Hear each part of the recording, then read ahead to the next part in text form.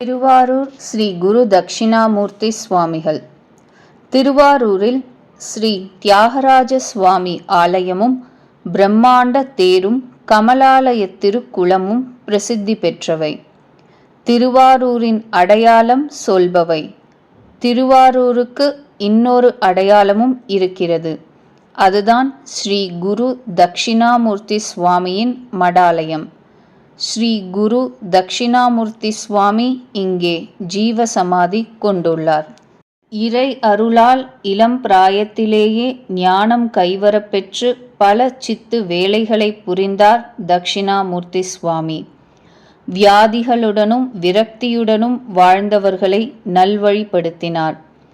நாட்டின் பல பகுதிகளுக்கும் பயணித்த இவர் தனது இறுதி காலத்தில் திருவாரூரை வந்தடைந்தார். அங்கே மடப்புறம் பகுதியில் ஓடம்போக்கி ஆற்றின் கரையில் அமர்ந்து கிடைத்ததை உண்டு நாட்களை நகர்த்தியவர் 1835 ஜீவசமாதி ஆனார். ஸ்ரீ குரு தட்சிணாமூர்த்தி சுவாமி ஜீவசமாதியான இடத்தின் மேலே ஒரு சிவலிங்கம் ஸ்தாபிக்கப்பட்டு தினமும் வழிபாடுகள் நடந்து வருகின்றன. இதில் நண்பகல் 12 மணிக்கு நடக்கும் பூஜை சிறப்பானது. ஸ்ரீ குரு தட்சிணாமூர்த்தி சுவாமி நண்பகல் 12 மணிக்கு ஜீவ சமாதி ஆனதால் அந்த வேளையில் நடக்கும் பூஜையும் முக்கியத்துவம் வாய்ந்த ஒன்றாயிற்று. திருவாரூரில் வசிக்கும் ஆன்மீக பெருமக்கள் பலர் இந்த பூஜையை தரிசிக்க தவறுவதில்லை. சாதுக்கள் மடம் என்பதால் நாட்டில் பல்வேறு பகுதிகளில் இருந்தும் சாதுக்கள் அதிகம் வந்து போகிறார்கள். இந்த மடாலயத்திற்கு சாதுக்கள் மட்டுமே பூஜை செய்ய முடியும். மடாலயத்தின் சார்பாக பூந்தோட்டம் ஒன்றும் நிர்வகிக்கப்பட்டு வருகிறது. இங்கு மலரும் பூக்களை சாதுக்களை பெரித்து அவற்றை மாலைகளாக கட்டி அணிவித்து வருகிறார்கள். குரு தட்சிணாமூர்த்தி சுவாமி எப்படி இருப்பார் என்றெல்லாம் அறிந்து கொள்வதற்கு அவரது புகைப்படங்கள் இன்று இல்லை. என்றாலும் புலித்தோலின் மேல் அவர் அமர்ந்திருப்பது போன்ற ஒரு திருவுருவத்தை பக்தர்கள் வணங்கி வருகிறார்கள். ஆசனத்தில் அமர்ந்திருக்கும் சுவாமியின் வலக்கால் சற்று நீண்டு தரையில் பதிந்திருக்க அதன் மேல் தன் இடக்காலை வைத்து, அதாவது கால் மேல் கால் வைத்த கோலத்தில் காணப்படுகிறார். இடக்கை வலது தொடையை தொட்டவாறும் வலக்கை சின்முத்திரை காண்பித்தவாறும் திகழ்கின்றன. ஸ்ரீ குரு தட்சிணாமூர்த்தி சுவாமியின் வாழ்க்கை சரிதத்தை மெல்ல புரட்டுவோம். திருச்சிக்கு அருகே உள்ள சிற்றூர் கீழாலத்தூர். இங்கே சிவ சிதம்பரம் பிள்ளை மீனாம்பிகை தம்பதியர் வசித்தனர். பக்தியிலும் கல்வியிலும் சிறந்து விளங்கியவர் சிவ சிதம்பரம் பிள்ளை. இந்த தம்பதிக்கு மக்கட்பேறு அமையவில்லை. எனவே பல ஸ்தலங்களையும் தரிசித்து வந்தனர். ஒருமுறை இருவரும் திருவண்ணாமலைக்கு சென்றனர். அங்கே மலை உருவாக திகழும் மகாதேவனை வழிபட்டு ஆலயத்துக்குள் சென்று அண்ணாமலையாரையும் உண்ணாமுலை அம்மனையும் தரிசித்தனர். இரவு பொழுதில் அங்கேயே தங்கினர். அன்றிரவு இருவரின் கனவிலும் அண்ணாமலையார் தோன்றி, குழந்தையே இல்லாத உங்களது குறையை போக்க நானே குழந்தையாக உங்களுக்கு பிறப்பேன். நீங்கள் ஊருக்கு சந்தோஷத்துடன் புறப்படுங்கள் என்று அருளினார். இருவரும் விழித்து கொண்டனர். தங்களுக்கு வந்த இனிமையான கனவை பகிர்ந்து கொண்டனர். அண்ணாமலையாரின் அருள் திறனை நினைத்து வியந்தனர். அடுத்த நாள் காலை ஆலயம் சென்று ஆண்டவனுக்கு நன்றி கூறிவிட்டு தங்கள் ஊருக்கு திரும்பினர். கனவு பலித்தது. மீனாம்பிகை அம்மையார் மணிவயிறு வாய்க்கப் பெற்றார். 10 மாதங்கள் கழித்து நல்ல ஆண் மகனை ஈன்றெடுத்தார். திருவண்ணாமலை ஈசனின் அருளால் பிறந்தமையால் அருணாச்சலம் என்றே சிசுவுக்கு நாமகரணம் சூட்டினர். இவர்தான் பின்னாளில் ஸ்ரீ குரு தட்சிணாமூர்த்தி சுவாமி என அறியப்பட்டார். நன்றாகவே வளர்ந்து வந்தான் குழந்தை. 2 ஆண்டுகள் கழித்து மீனாம்பிகை அம்மையார் மீண்டும் கருவுற்று இன்னொரு சத்புத்திரனை பெற்றெடுத்தார். அவனுக்கு நமச்சிவாயம் என்று பெயர் சூட்டி இருவரையும் கண்ணும் கருத்துமாக வளர்த்து வந்தனர். குழந்தைகளுக்கே உண்டான சில குணங்களையும் தாண்டி அருணாச்சலம் வளர்ந்தான். சில நேரங்களில் பத்மாசனம் போட்டு நிஷ்டையில் இருப்பான். சில நேரங்களில் மௌனம் அனுஷ்டித்து எதையோ வெறித்து பார்த்தபடி இருப்பான். அருணாச்சலத்தின் நிலைமை குறித்து பெற்றோர் கவலைப்பட்டனர். பிறந்த குழந்தை 5 வயதாகியும் பேசாமலேயே இருந்ததால் பெற்றோர் கலங்கினார்கள். இந்த நிலையில் ஒரு நாள் அவர்களது வீட்டிற்கு துறவி ஒருவர் எழுந்தருளினார். காவி உடை, உடலெங்கும் திருநீறு, கழுத்தை அலங்கரிக்கும் ருத்ராட்ச மாலைகள், அண்ணாமலையாரே தன் இல்லத்தில் எழுந்தருளினாரோ என்று அதிசயித்த சிவ சிதம்பரம் பிள்ளை வந்திருந்த சிவ யோகியரின் முன் கைகட்டி வாய்ப்பொத்தி பணிவுடன் நின்றார். தவமிருந்து பெற்ற எங்கள் புதல்வன் அருணாச்சலம் பேசாமல் இருக்கிறான். அவனது வாய் மலர்ந்து வார்த்தை முத்துக்கள் உதிர்வதற்காக காத்திருக்கிறோம். ஆனால் அது கைகூடவில்லையே, ஏன் சுவாமி என்று கண்கள் பனிக்க கேட்டார். அப்படியா, அந்த குழந்தையை பார்க்கலாமா என்று கேட்டார் துறவி.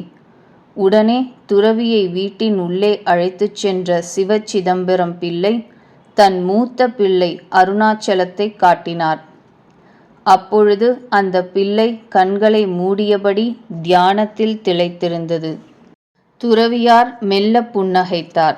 பிறகு சிவ சிதம்பரம் பிள்ளையை நோக்கி, இந்த பிள்ளை தெய்வ அனுக்கிரகத்தால் பிறந்த செல்வம்.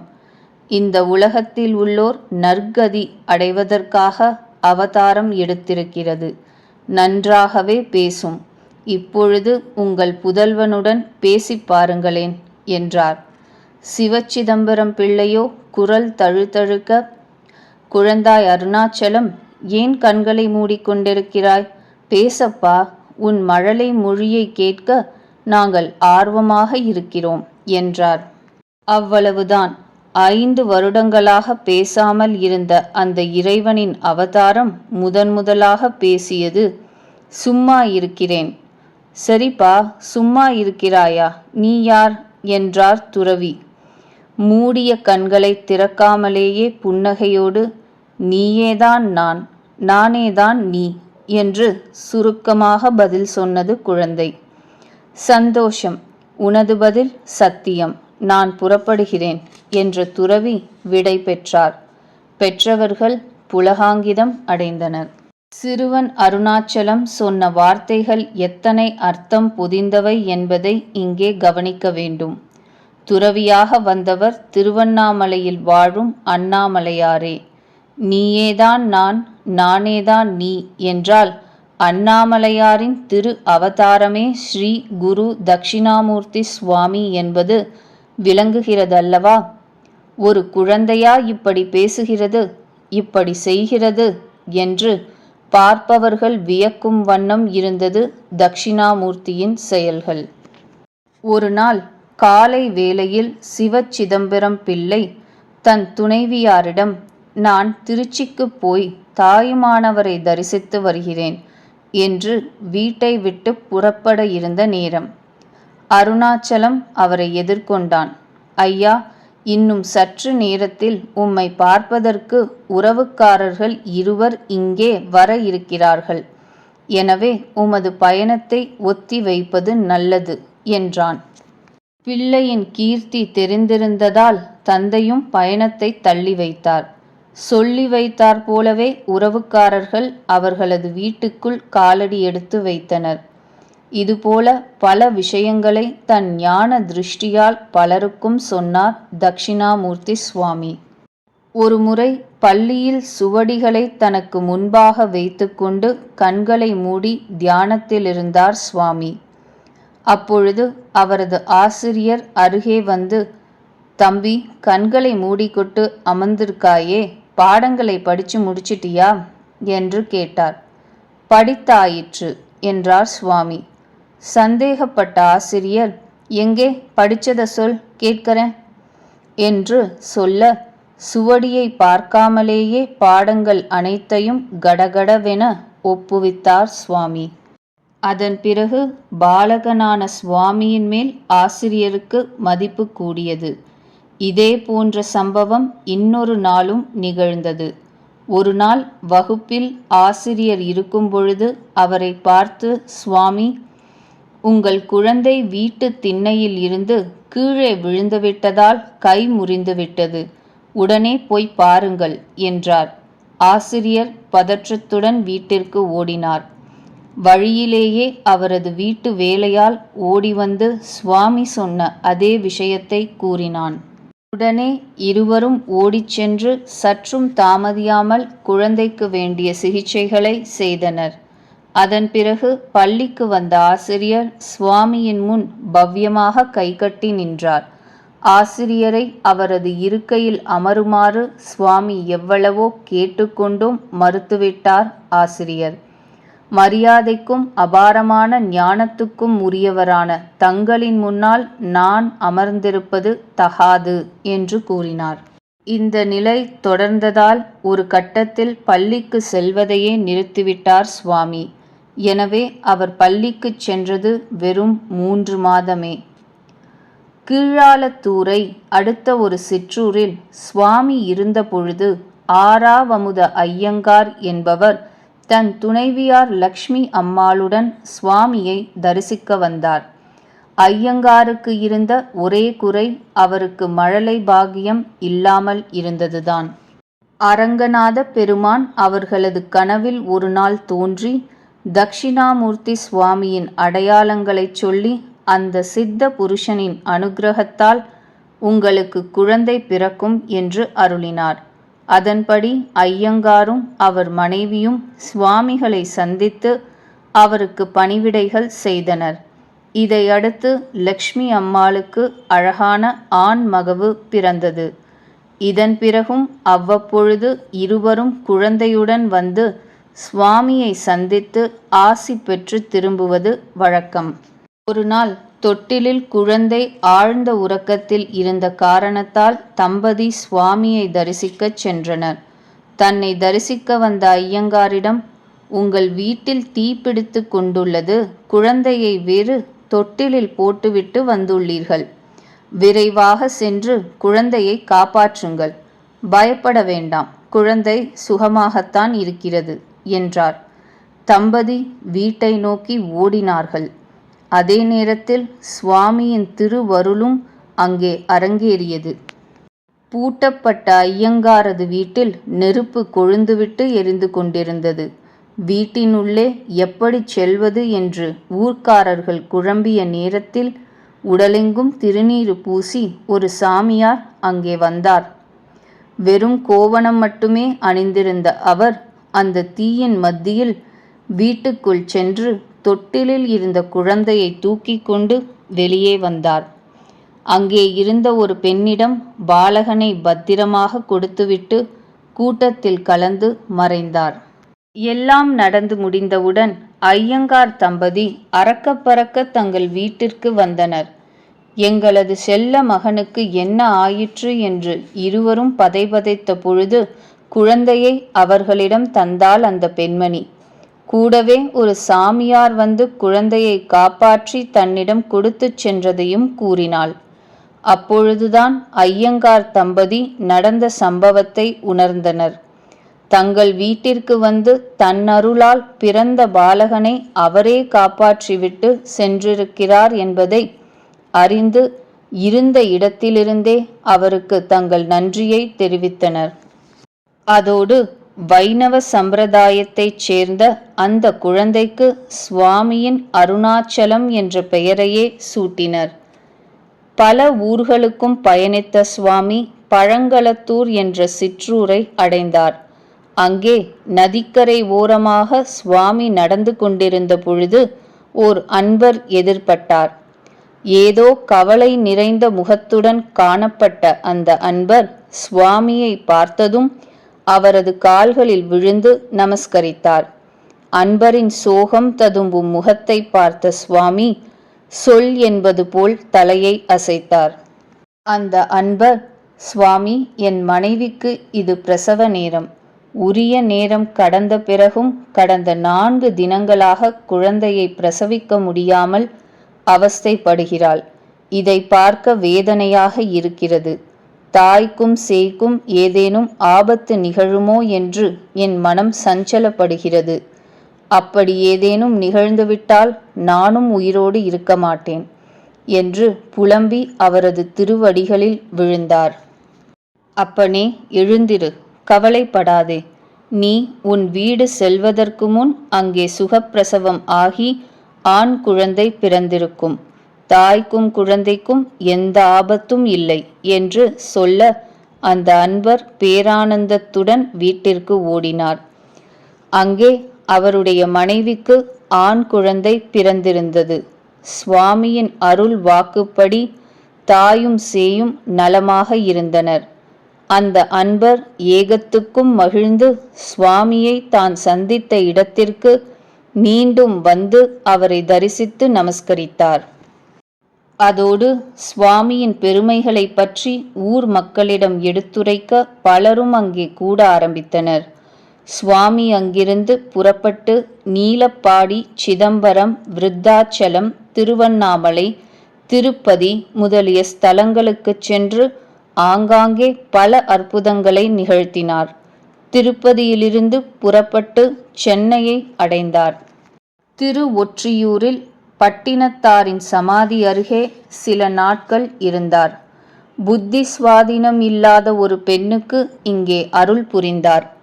பல வருடங்களாக பெற்றோருக்கு இம்சையாக இருந்த அந்த பெண் சுவாமியின் அருளால் நலம் பெற்றாள். திருவொற்றியூரில் இருந்து புறப்பட்ட சுவாமி மயிலாப்பூர், திருக்கழுக்குன்றம், சிதம்பரம், காரைக்கால், நாகப்பட்டினம் என்று பயணித்தார். நாகப்பட்டினத்தில் சில காலம் தங்கியிருந்தார். அப்பொழுது அங்கே வசித்த அன்பர் ஒருவர் சுவாமிக்கு தினமும் தன் வீட்டிலிருந்து உணவு கொடுத்து வந்தார். ஒரு நாள் அவரால் உணவு எடுத்து வர முடியாமல் போகவே தன் மகனிடம் கொடுத்து அனுப்பினார். உணவு எடுத்துக்கொண்டு மகன் செல்லும் வழியில் கொடிய பாம்பு ஒன்று அவனை தீண்டிவிட்டது. சுவாமி, உங்களுக்கு உணவு கொண்டு வந்த என்னை பாம்பு கடித்துவிட்டதே என்று அலறி பேச்சு மூச்சில்லாமல் தரையில் சரிந்தான். இதே நேரத்தில் தான் இருந்த இடத்திலிருந்தே நடந்ததை அறிந்த சுவாமி, கொடிய நாகத்தின் பிடியில் சிறுவன் சிக்கிவிட்டான். பாவம், அவனை உடனே காப்பாற்று, விரைந்து செல் என்று ஒரு கீரி பிள்ளைக்கு உத்தரவிட்டார். அந்த நேரத்தில் சுவாமியுடன் இருந்தவர்கள் எங்கோ ஆபத்தில் இருக்கும் ஒருவருக்கு உதவ உத்தரவிடுகிறார் போலிருக்கிறது என்று புரிந்து அமைதியானார்கள். அதே நேரத்தில் சிறுவன் மயங்கி விழுந்து கிடந்த இடத்தருகே விரைந்தோடி வந்த கீரிப்பிள்ளை ஒன்று நகர்ந்து கொண்டிருந்த பாம்பை கடித்து கண்ட துண்டம் ஆக்கியது. இதற்குள் மகன் பாம்பு கடித்து மூர்ச்சையாகி கிடக்கும் செய்தியை அறிந்த தந்தை ஓடோடி வந்தார். சுவாமிக்கு எடுத்துச் சென்ற பலகாரங்கள் ஒரு புறம் விழுந்து கிடக்க, மறுபுறம் மகன் பேச்சு மூச்சில்லாமல் கிடக்கும் கோலம் கண்டார். அவனை வாரி எடுத்து கொண்டு வந்து சுவாமியின் முன் கிடத்தினார். பிறகு கண்ணீருடன், சுவாமி, என் மகனை சர்ப்பம் தீண்டிவிட்டது. என் செல்வனை தாங்கள்தான் காப்பாற்ற வேண்டும் என்று பிரார்த்தித்தார். சுவாமிகள் புன்னகைத்தார். கவலைப்படாதே, உன் மகனுக்கு எந்த ஆபத்தும் இல்லை என்றவர் சிறுவனின் சிரசில் தன் திருக்கரத்தால் தடவினார். அடுத்த கணமே அவன் உடலில் இருந்த விஷம் இறங்கியது. சிறுவன் இதுவரை நடந்தவை ஏதும் அறியாதவனாக மெல்ல எழுந்தான். சுவாமிகளை வணங்கினான். பாம்பு கடித்து இறந்து போன சிறுவனை மீண்டும் உயிர்ப்பித்த தகவல் அறிந்து பலரும் அவரின் அருள் பெற தேடி வந்தனர். கூட்டம் பெருத்து வருவதைக் கண்ட சுவாமி அங்கிருந்து புறப்பட்டு திருவாரூர் வன்மீகபுரத்தை அடைந்தார். அங்கே சோமநாத சுவாமி ஆலயத்திலும் அருகே உள்ள ஓடம்போக்கி ஆற்றின் படுகையிலும் ஆற்றங்கரையில் உள்ள மரங்களின் அடியிலும் தங்கி இருந்து நாட்களை கழித்தார். பெரும்பாலான நேரத்தை தவம் இருப்பதில் செலவிட்டார். பசிக்கும் பொழுது சாலையில் இறங்கி எங்கு தோன்றியதோ அங்கே உணவு யாசித்தார். எது கிடைத்ததோ அதை உண்டு வந்தார். சித்தூர் மாவட்டத்தில் வசித்து வந்த சோமநாத முதலியார் பெரும் செல்வந்தர். பணம் இருந்தால் போதுமா? அதை ஆண்டு அனுபவிக்க உடல் நலம் நன்றாக இருக்க வேண்டாமா? சோமநாத முதலியார் வயிறு சம்பந்தமான நோயால் பெரிதும் பாதிக்கப்பட்டிருந்தார். பார்க்காத வைத்தியர் இல்லை, சாப்பிடாத மூலிகை இல்லை என்றாலும் பலன் இல்லை. இறுதியாக யாரோ சிலர் சொன்னதன் பேரில் நடராஜ பெருமானை தரிசிக்க சிதம்பரம் வந்து சேர்ந்தார். அங்கு சிவகங்கை தீர்த்தத்தில் நீராடி ஆலயத்தில் உள்ள மூர்த்திகளை வணங்கி உணவே எடுத்துக்கொள்ளாமல் விரதம் இருக்கத் தொடங்கினார். 2 நாட்கள் சென்றன. முதலியாருக்கு நடராஜ பெருமானின் அருள் கிடைக்கவில்லை. 3ஆம் நாள் காலை வேளையில் ஒரு முடிவெடுத்தார். இன்றைக்குள் எனது நோய் குணமாகவில்லை என்றால் இரவில் நடராஜரின் சந்நிதி முன்னாலேயே என் உயிரை மாய்த்து கொள்வேன் என்று தீர்மானித்து கூர்மையான கத்தி ஒன்றை தன் இடுப்பில் மறைத்து வைத்து கொண்டார். இரவு வேளை நடராஜருக்கு கைங்கரியம் செய்யும் அர்ச்சகர் பணி முடிந்ததும் சந்நிதியை பூட்டிவிட்டு வெளியேறினார். அப்பொழுது தூண் மறைவில் இருந்த முதலியார் வெளியே வந்தார். தில்லை பெருமானே, என் வேண்டுகோளுக்கு நீ இணங்கவில்லை. ஆகவே நான் என் உயிரை மாய்த்து கொள்கிறேன். எனக்கு வேறு வழி தெரியவில்லை என்றபடி கத்தியை எடுத்து கழுத்தை அறுத்து தற்கொலை செய்ய முயன்ற பொழுது அந்த அதிசயம் நிகழ்ந்தது.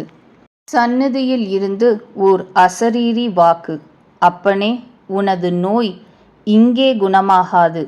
திருவாரூருக்குச் சென்று தட்சிணாமூர்த்தியிடம் பிரார்த்தனை செய்தால் அந்த கணமே குணமாவாய் என்று ஒலித்தது. மனம் மகிழ்ந்த முதலியார் மறுநாள் அதிகாலையே திருவாரூர் புறப்பட்டார். தியாகராஜ பெருமானின் ஆலயத்தை அடைந்தார்.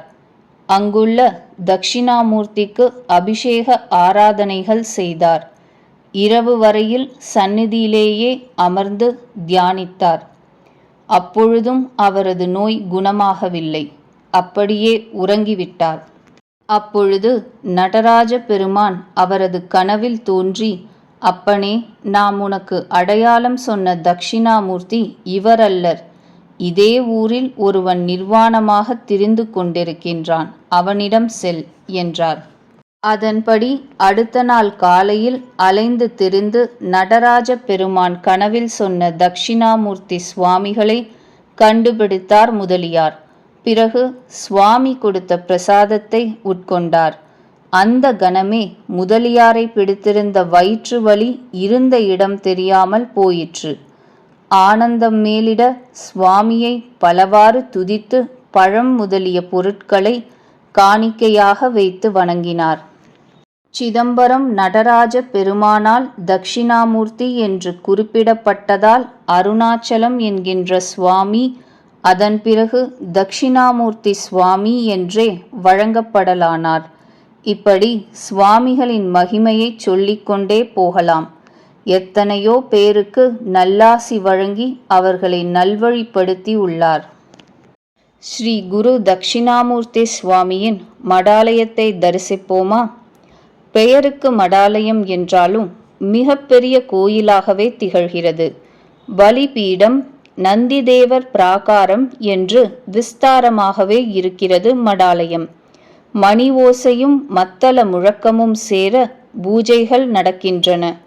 இந்த மத்தளத்தை வழங்கியவர் சரபோஜி மன்னர். அதுபோல் ஜீவ சமாதியில் இருக்கும் லிங்க திருமேனிக்கு அணிவிக்கப்படும் பதக்கத்தையும் இந்த மன்னரே வழங்கியிருக்கிறாராம். ஒவ்வொரு வியாழக்கிழமையும் இங்கு பெருந்திரளான கூட்டம் வருகிறது. பகல் முழுதும் பூஜைகளை தரிசித்து அன்று இரவு தங்கி மறுநாள் காலையில் புறப்பட்டுச் செல்லும் பக்தர்களும் இருக்கிறார்கள். ஆவணி மாத உத்திரத்தன்று குரு பூஜை நடக்கிறது. அன்று மட்டும் 5000த்திற்கும் மேற்பட்ட பக்தர்கள் வந்து குருவருள் பெற்று திரும்புகிறார்கள். பிராகாரத்தில் கொத்தனார் அருணாச்சலம் பிள்ளை என்பவரின் சந்நிதி உள்ளது. திருவாரூர்காரரான இவர் சுவாமியின் திருவருளுக்குப் பாத்திரமானவர். ஒருமுறை இவர் ஸ்ரீரங்கம் ரங்கநாத பெருமாள் ஆலயத்தின் ஏகாதசி விழாவுக்காக அமைக்கப்பட்ட பிரம்மாண்டமான பந்தலின் உச்சியில் அலங்கார வேலைகளை செய்து கொண்டிருந்தார். எப்பொழுதும் சுவாமியின் சிந்தனையாகவே இருப்பவர் இவர். அன்றும் அப்படியே இருந்தபொழுது திடீரென தடுமாறி கீழே விழுந்தார். விழும்பொழுது தட்சிணாமூர்த்திக்கு அபயம் என்றே ஒரு குரல் கொடுத்தார். அப்பொழுது திருவாரூர் கமலாலயத்தின் மேல்கரையில் அமர்ந்திருந்த சுவாமி தமது வலது கரத்தை மேலே தூக்கி வைத்துக்கொண்டு வலுவான ஒரு பொருளை தாங்குவது போல் தாங்கி கீழே வைத்தாராம். அங்கே கூடியிருந்த பக்தர்கள், எங்கோ ஓர் அதிசயம் நிகழ்ந்துள்ளது, சுவாமியின் அருளுக்கு பாத்திரமான பாக்யவான் யாரோ என்று தங்களுக்குள் பேசிக்கொண்டனர். அங்கே ஸ்ரீரங்கத்தில் பனைமர அளவு உயரத்திலிருந்து கீழே விழுந்த அருணாச்சலம் பிள்ளை தம்மை யாரோ கைப்பிடித்து தாங்குவது போல் உணர்ந்தார். அவருக்கு ஒரு சிறு கீறல் கூட ஏற்படவில்லை. இதை சக தொழிலாளர்கள் கண்டு வியந்தனர். உடனே வேலையை அப்படியே போட்டுவிட்டு திருவாரூரை அடைந்து சுவாமியை தரிசித்தார் அருணாச்சலம் பிள்ளை. பிறகு சுவாமியின் ஆசியுடன் துறவு பூண்டார். பிராகாரத்தில் இருக்கிற இன்னொரு விக்கிரகம் வீர சு சண்முகானந்த சுவாமியினுடையது. இவர் 1931 முதல் 1979 காலகட்டத்தில் இங்கு மடாதிபதியாக இருந்தவர். இவரது காலத்தில்தான் தற்பொழுது இருக்கும் நிலைக்கு மடாலயம் விரிவுபடுத்தப்பட்டு முழுவதுமாக கல் திருப்பணியாக அமைக்கப்பட்டதாம். இவரது காலத்தில் 1971 முதல் கும்பாபிஷேகம் செய்யப்பட்டது. இதை அடுத்து 1998 கும்பாபிஷேகம் நடந்துள்ளது. தவிர தட்சிணாமூர்த்தி சுவாமிக்கு சுதையால் ஆன ஒரு விக்கிரகமும் உற்சவ விக்கிரகமும் உள்ளது. வருடாந்திர வைபவங்கள் அனைத்தும் இங்கு குறைவில்லாமல் நடந்து வருகின்றன. தற்பொழுது தவ திரு குமாரானந்த சுவாமி மற்றும் தவ திரு பிரம்மானந்த சுவாமி ஆகிய இருவரும் பட்டத்தில் உள்ள இரு குரு மகா சந்நிதானங்கள் ஆவார்கள். 1984 இருந்து இவர்கள் பட்டத்தில் இருந்து வருகிறார்கள். மகான்கள் பிறக்கிறார்கள். மக்களின் சுக துக்கங்களுக்காக தங்களை வருத்தி கொண்டு வாழ்கிறார்கள். மகான்களின் ஜீவன் ஒரு கட்டத்தில் அடங்குதல் என்பது காலத்தின் கட்டாயம்.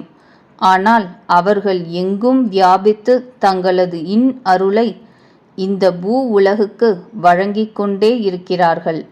இதற்கு பரிபூரணமான ஒரு சாட்சி திருவாரூர் ஸ்ரீ குரு தட்சிணாமூர்த்தி சுவாமிகள்தான். அவரின் பாதம் தொழுவோம், திருவருள் பெறுவோம். திருச்சிற்றம்பலம்.